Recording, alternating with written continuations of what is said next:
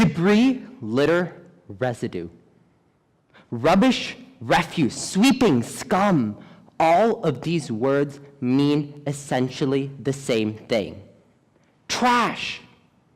Trash, the very word sounds filthy, like something that's not supposed to be there. Trash, we cringe at the word, we cringe at the concept, but we are producing it on an unprecedented scale. Americans in 2015 alone produced over 500 billion pounds of trash. This unimaginably large number in a single year. But that's not all. While in many parts of the world starvation reigns king, in America, we throw out a full 30% of our food supply. As much as we'd like to ignore waste and push it away, it is very much a problem that is staring us in the face.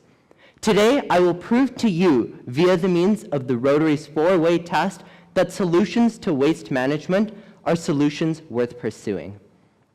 Let's begin with the first test. Is it the truth? Waste is a problem. This is undeniable. The average American family produces the equivalent of an elephant in weight of trash each year.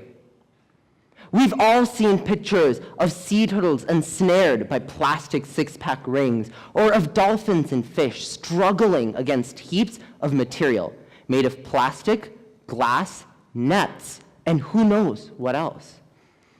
Mercury from the toxic waste we dump into our oceans gets into the fish. Those fish get into us with the mercury. More visibly, the burning and disposal of trash creates side effects such as acid rain, which weathers our buildings, and smog clouds that hang over cities like Beijing and Delhi. Waste is a problem. It is an environmental problem. It is a public health problem. It is an urban planning problem. It permeates whatever we do, and wherever we go, we stare it in the face. On to the next pillar. Is it fair to all concerned? Waste production, although an issue that affects everyone, is not an issue that everyone contributes equally to. Developed countries account for a vast majority of the waste on Earth.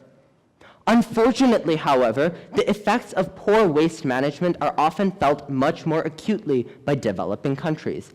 In these places, trash is often burnt in open fires without proper ventilation or safety equipment. This opens these unfortunate people up to a whole host of disease and illnesses. Just as waste production is not the same across the globe, efforts to manage it also vary in scope and effectiveness. Some places, for example Mumbai, India, have taken to banning the worst offenders for trash. There it is very thin, single-use plastic bags. Once these were banned, the level of trash in the city went dramatically down. Where before along every sidewalk there was a mound of bags with their contents long gone, today there's only open space and cleanliness. Waste is a problem that affects everyone. However, it is not a problem that everyone contributes equally to. We need to implement solutions that benefit all of us. Some communities in the United States have actually taken to charging people for the trash they generate weight-wise instead of by a flat fee. This incentivizes people to produce less trash, one of the best methods for waste management. Whatever the method, we must all step up our efforts to contain waste and generate less of it. Only then will waste management be fair. On to the third pillar. Will it build goodwill and better friendships? Waste involves everyone. It involves the businesses and their consumers. It involves the offices and their employees. It involves presidents and CEOs, the unemployed, and the unfortunate. What if stores and customers could work together to reduce or recycle plastic bags? What if farmers and property owners could collaborate to create farmers markets that reduce food waste and packaging? What if scientists and corporations could work together to create new ways to neutralize the waste? We could build this web of goodwill, of connections, of better friendships. In fact, it's hard to find a situation in which waste management does not provide these benefits. Finally, is it beneficial to all concerned? To answer that, I'd like to ask you all a few questions.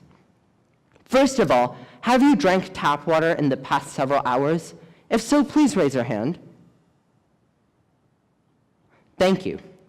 Now, the second question I really hope is very obvious. Have you taken a breath in the past several hours? If so, please raise your hand. Thank you. It doesn't matter how rich or powerful you are. You can't buy Lake Erie. You can't buy the Cuyahoga River. You can't buy the entire atmosphere. The air doesn't discriminate, nor does the water. It does not matter who you are, what you do, or what your position in life is. Waste affects you. It affects you, it affects you, it affects you, and it affects all of you all the way in the very back. It affects every single one of us. And by extension, waste management benefits every single one of us. So what are we waiting for? The problem is defined. The solution is clear. Let's pick up the slack. Let's pick up some trash. Thank you.